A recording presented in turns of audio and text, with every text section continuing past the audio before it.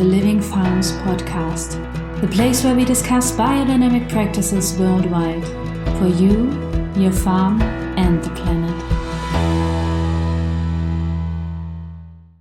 So, welcome to the Living Farms podcast. Today we have a special guest, Sundeep.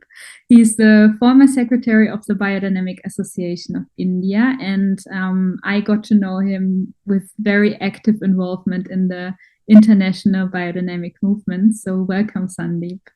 Thank you. Thank you. Thank you for having me today. So, guide us through your developments. How did you join the biodynamic movement, and how did you got in contact with this movement? Well, it was a very strange getting in. I think it's very unique. I watched a TV program for a very short while. In that TV program, it was a documentary on BBC, and I watched not from the beginning. I just watched it for a little while, and in that little while, I heard these words, biodynamics and Rudolf Steiner, and a little brief of what it was about, this connection of the stars with the soil. And it touched my heart, and I knew that this is what I have to do. Of course, by the time I found the teacher and I did my first training, it was about 2 years after that. But, I always say I'm very grateful to anthroposophy because it helped me find my destiny and a biodynamic evangelist, what I call myself, like promoting biodynamics in the region is really my destiny and what I came here for.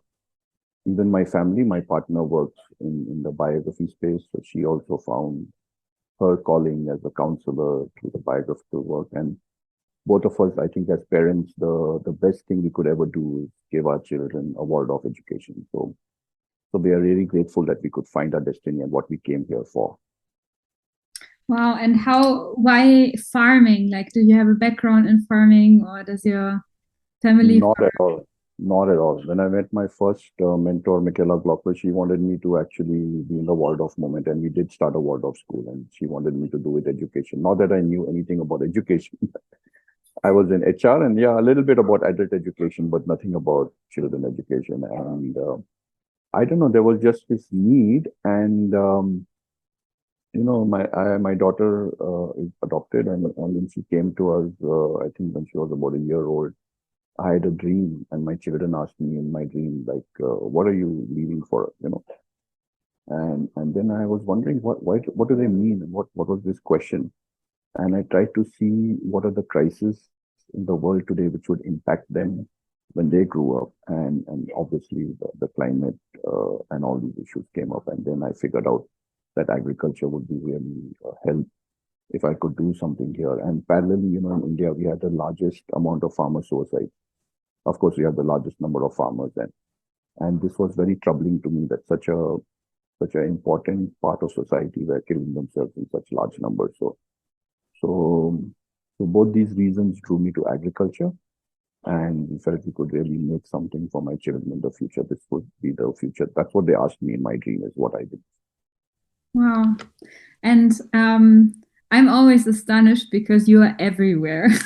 Like, it seems that you are at all the conferences and that you can manage to be at several places at the same time. But maybe you can guide the listeners through your work. What are you doing in the movement, and what kind of things you're doing in the biodynamic world?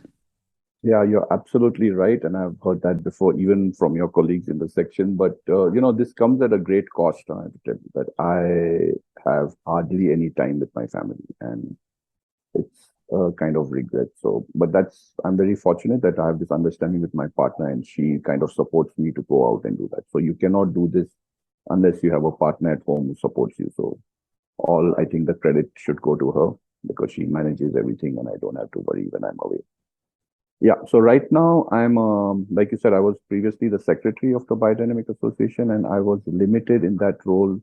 I could not advise projects because it would be a conflict of interest. I had to recommend advisors, and but it gave me an opportunity to visit many farms and learn about many different ways of doing biodynamics. And once, I think in 2018, when we were in Bangkok to a biodynamic farm which was advising unofficially, And Christoph Simpfendorfer, Secretary General, was there. And then I was telling him about this, and I was telling him from the course, and he said, "Wow, you know a lot." And then the seed came. Yes, I could also probably advise him.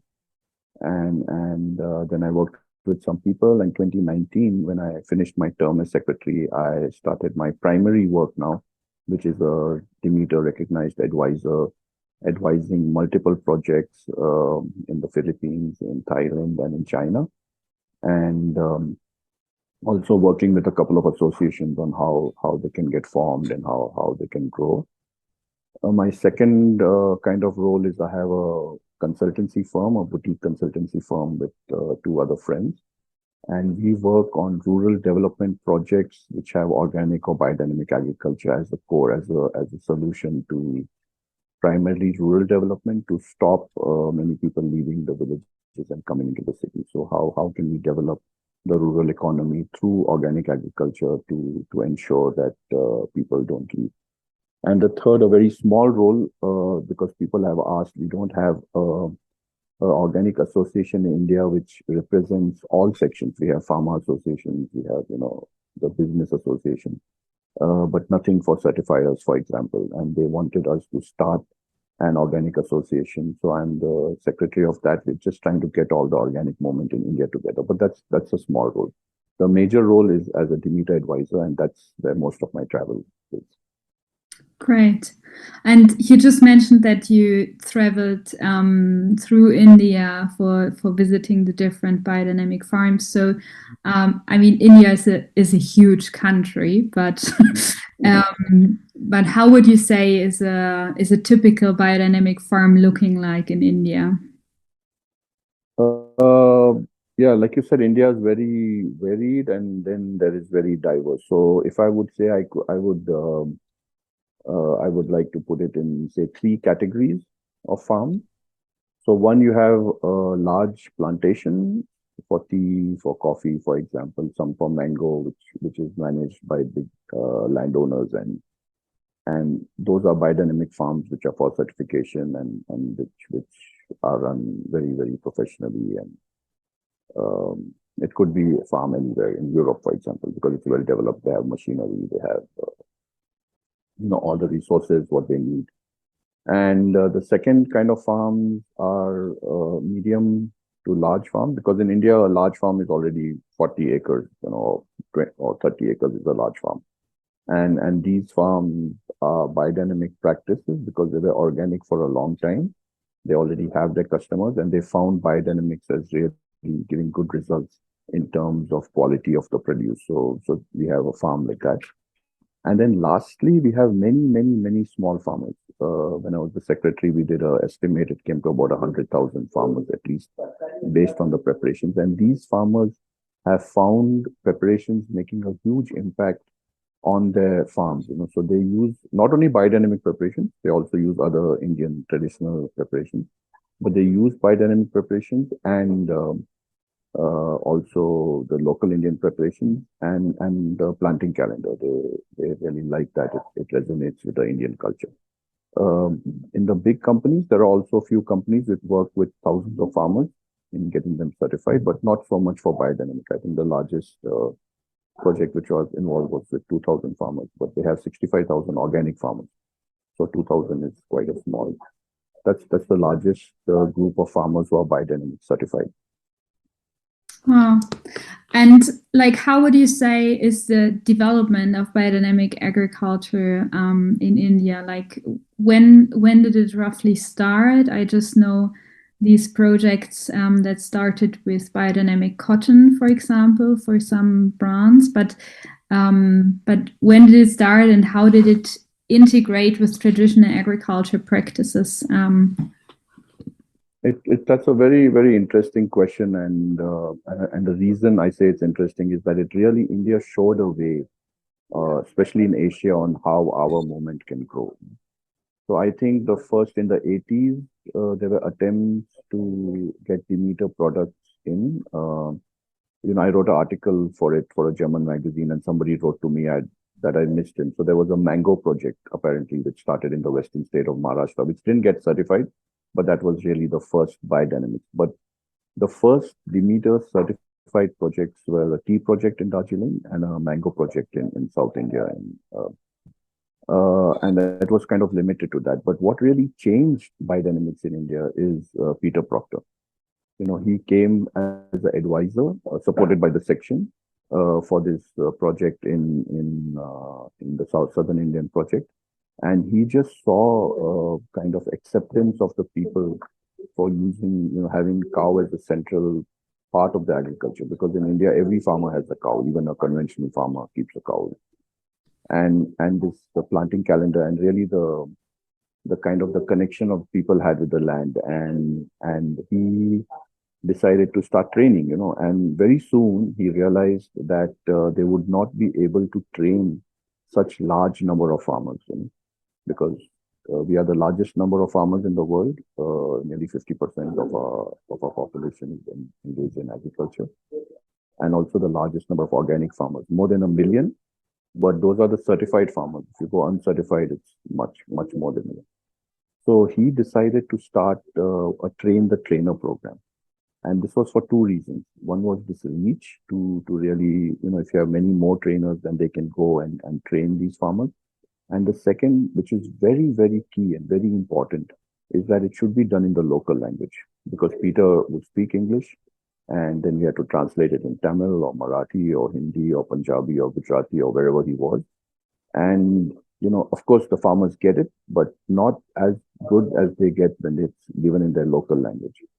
So this, and a very good example of this is, Vinita Shah. She was at our conference a couple of years ago, and her organization has been able to reach such a huge number of farmers. I think many reasons. She worked very hard, obviously, but also was all their literature, all their promotional material, all their training, everything is in the local language, and that really is a big impetus. I think a way forward for a moment, that we should be what they say local. We are a global movement.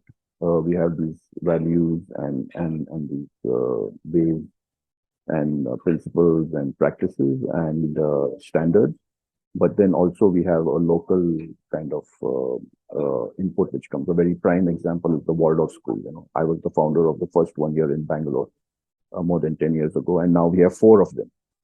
And there are 4 schools in one city, but each school is so different. They follow the same curriculum, but they have their own identity. They have their own.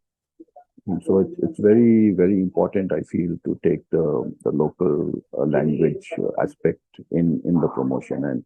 And that was the lesson from India, that once it gets local, in the way there are many trainers,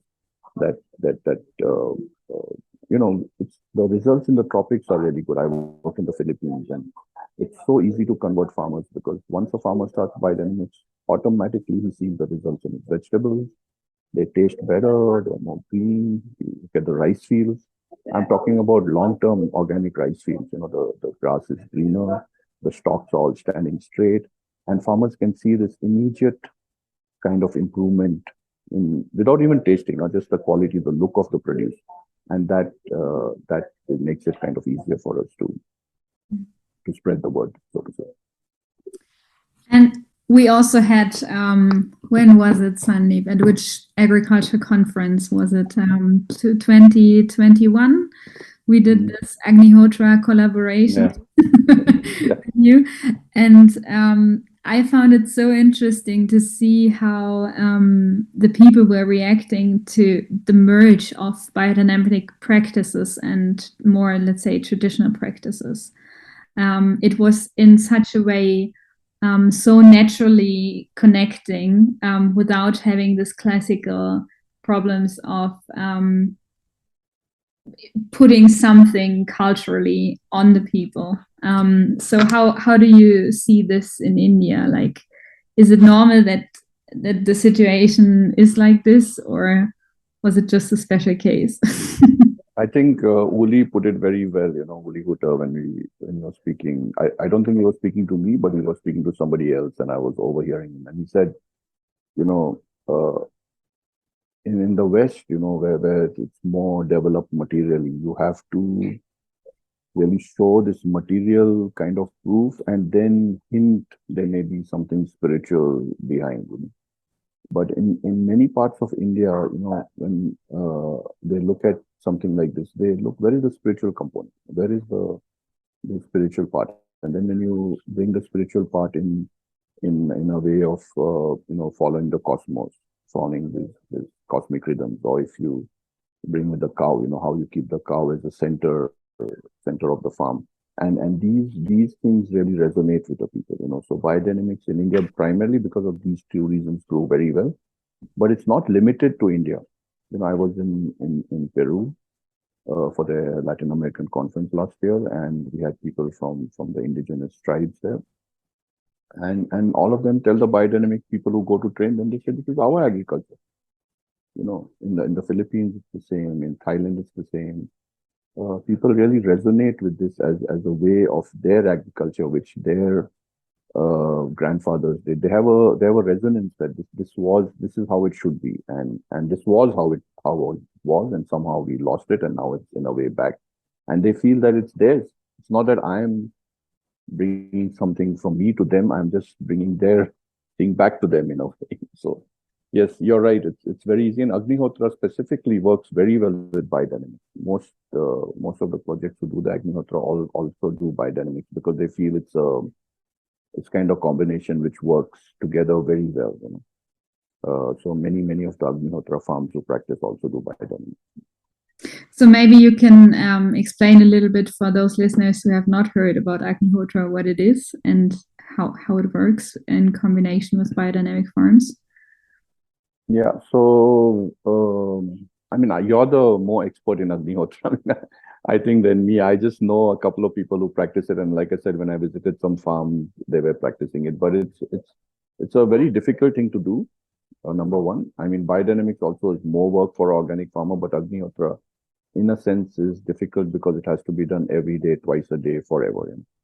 And the serious proponents I know even perform the Agnihotra in airports when they're traveling.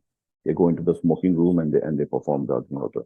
So it is basically invoking the energies which Veda said during sunrise and sunset, when there is a kind of a peak of this solar energy, that how do you harness that energy and bring it into your field with chanting of mantras and doing some ritual with fire. And in India, every activity like a wedding or a thread ceremony or even a funeral is done with a fire, with the holy fire, and putting ghee in the fire, and it has this kind of connection of a way to reaching out to the powers that be to get your message across. And even in Agnihotra, we use the same kind of religious ceremonies to reach to this solar power, the sun god, so to say, so that he can invoke his blessings on that. And of course, there's been much research on that. Like eurythmy also, there's been research with eurythmy around plants, and it's a similar kind of harnessing of this energy towards the plant development. Mm-hmm. Yeah, thank you for that. So let's move to the work that you're doing as a certified biodynamic advisor. Maybe you can tell our listeners, what is a certified biodynamic advisor? How did you came to this job? And what are the steps you're involved with then? Sure. So we have two kinds of advisors we can have. Actually, biodynamic advisors, and then you can be a Demeter advisor. And the Demeter advisor procedures are a little more stringent than to be a biodynamic advisor. And at the section we worked for a long time. I was in a few meetings 5-6 years ago. That how do we come with a system where we have recognized advisors, because there were many, and that time there was Demeter International, and they would recommend few people, which is not really the best way to do that, because it limits, because they didn't have they didn't know who were the advisors everywhere, and they could just work with the people they knew, and the same people kept getting the same kind of job. So the section, along with the federation, decided to start this peer review system, that we didn't want to have like a central authority which decides if you're advised or not. It would be through a peer review process. And you need two of your peers to first certify you as a biodynamic advisor. And then there are additional questions which they can ask, and you can become a Demeter advisor. So I was a biodynamic advisor for nearly a year, and then after that I applied for my Demeter advisory status, and I got that. And that means that my name is now listed on the website, and I will share the link with you later. You can put it there. It's an advisor link for where people can go. So if people are interested in finding a particular advisor based on a region, I think that's very important that he knows the region, or on a particular crop. So now, for example, with rice, I'm working a lot with rice. I'm working a lot with coconuts. So these two areas, people would look for me because I have now multiple projects in both these crops. And then you can choose based on the region and based on the speciality of that advisor. So it becomes a level playing field for everybody. And of course, not many people look on the website. It's more word of mouth how it goes. If your clients are happy, and when they ask you more. So a prime example is Thailand. I started with one project and now I have five, and it just kind of grows with more through word of mouth. But what about this system? What we really like, it's a fair system where everybody's equal.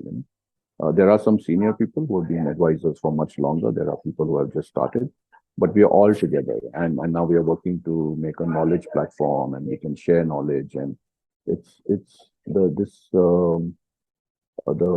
atmosphere of competitiveness, which was there before between advisors, has now moved to a cooperation between advisors, a collaboration between advisors, which is so beautiful to see. And I think this way of evaluation, not only for advisors, we also see that in science. You're a researcher, where peer-reviewed papers have much more acceptance than a paper which is, just recognized by some institution. And similarly, even in examinations or anything, this evaluation through a peer review, I think is really democratic and really one of the ways of the future. And it was nice that the section and the federation kind of formalized it, and there is a process around it. And of course, there's also a renewal process, 3 years. Once you're not recognized forever, you have to go periodically to get your recognition renewed. So it's a very good system with adequate, I think, checks and balances to make sure that we keep a certain level of quality, a minimal level of quality in the advice, but not excluding anybody. It's very inclusive. And also this feeling of, we meet every time at the conference, and whenever we can, we have sessions where we started the trainer or training of trainers for the advisors, where we would talk about topics. I did the first one on biodiversity, and like that. So we learn a lot. The last one was on the social standards which are coming up. So this, like I said, I think the most beautiful thing which kind of came out of it was this spirit of competitiveness was replaced by a spirit of collaboration and cooperation, and that's so beautiful to see. And I mean, it's really a growing movement. Like from what I see from your work and from the conference participation, the agriculture conference, and so on, it's really expanding by this system as well, or?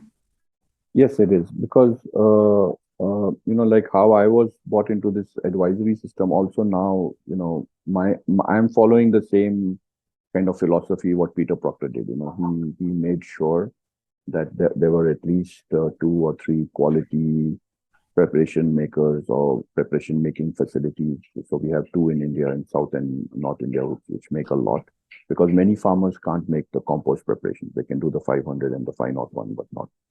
That's very difficult to do. They don't get the flowers or get the parts and the process. It's not worth it if you have a 1-acre farm or a half a hectare farm. You don't want to really be making all the compost preparation. So each country should have a self-sufficiency in the compost preparation, because in the 80s, when it started in India, the preparations were imported. We would get them from Germany into India, and that does not it's not sustainable also because of legal rules and all. You can't take them across borders. And the second thing is to do it in local language. So I'm now working to get 2 Thai advisors. Very soon we'll have the first 2 Thai biodynamic advisors.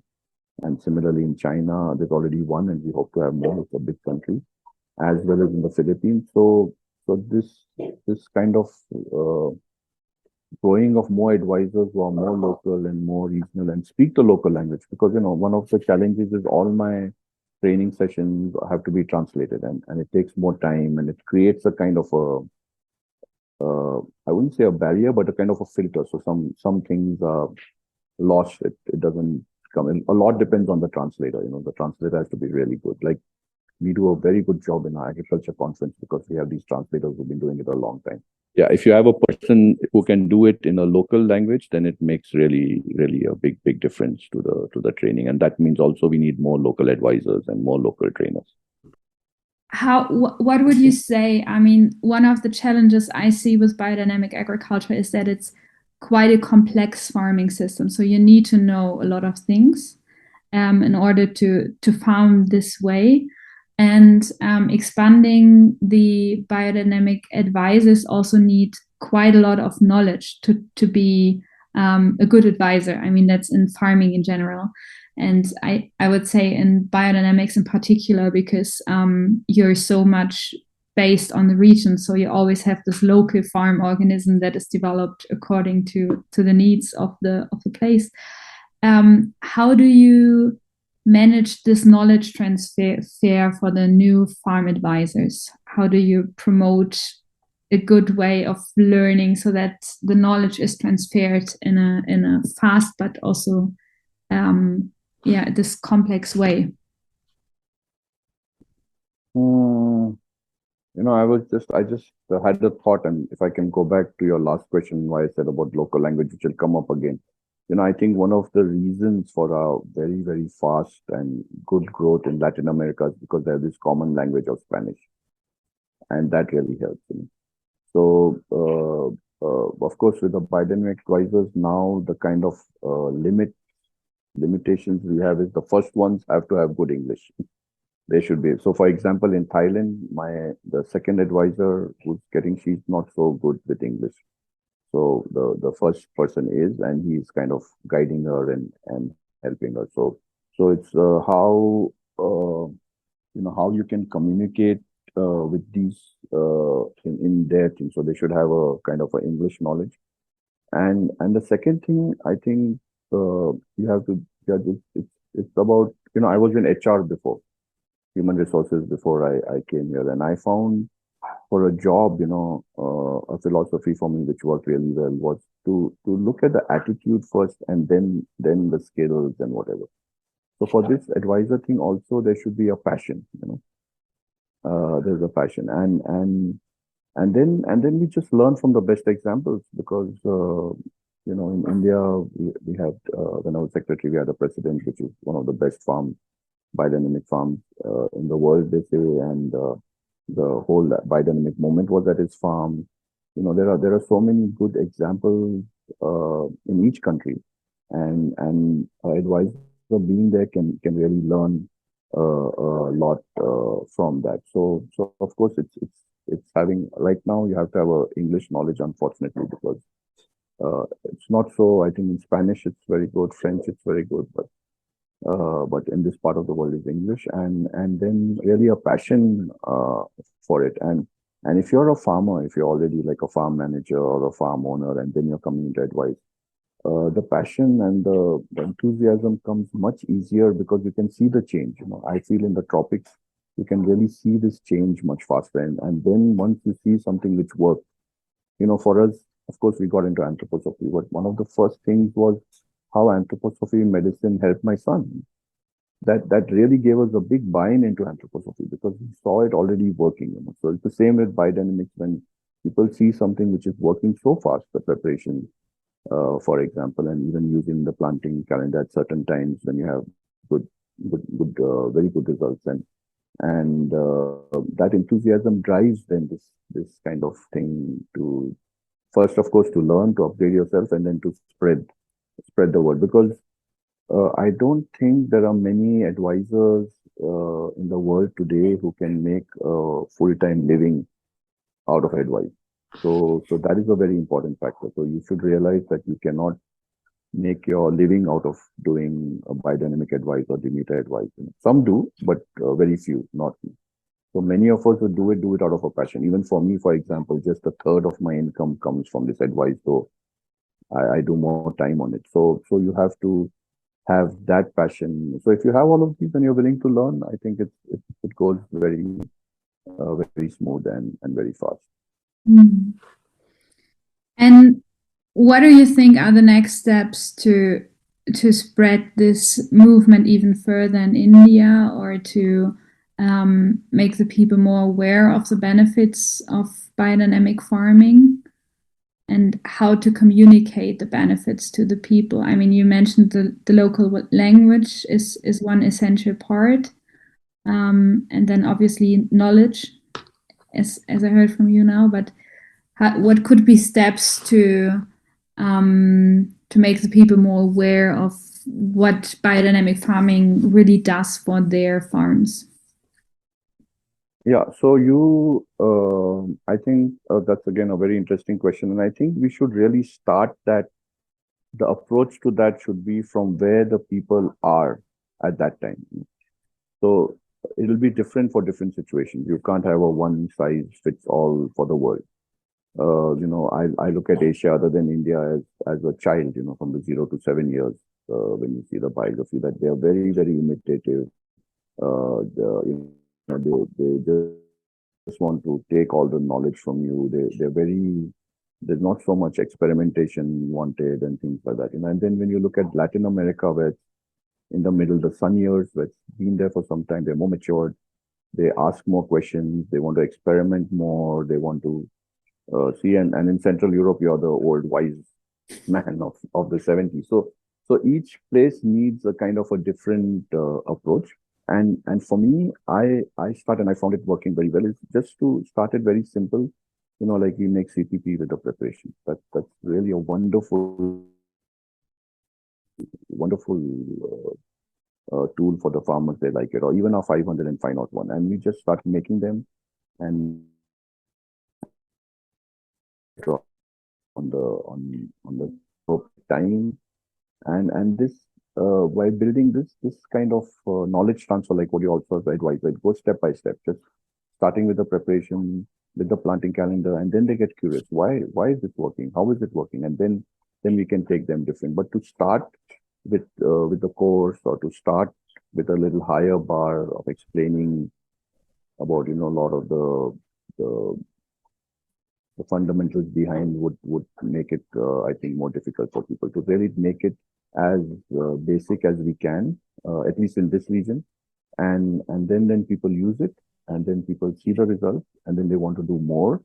And then once they want to do more, they want to find out more. What is happening? Why is this working? What are the reasons? And then they start understanding the calcium forces and the silica forces. And these are these two things which are going together. And so that's, I think, to really see where the moment is at in that region, and then to do something appropriate for that. And India is a great example on, and when you do something like that, how you can have growth, because in Asia the acceptance is very high. We don't have many skeptics, even scientists. I mean, we've had lots of research on biodynamics in India, and many institutes. There is no kind of barrier to say that we can't even, this is not scientific, and let's keep it out. They accept it much more easy. So that's the advantage we have in this part of the world. Mm. Yeah, that's great.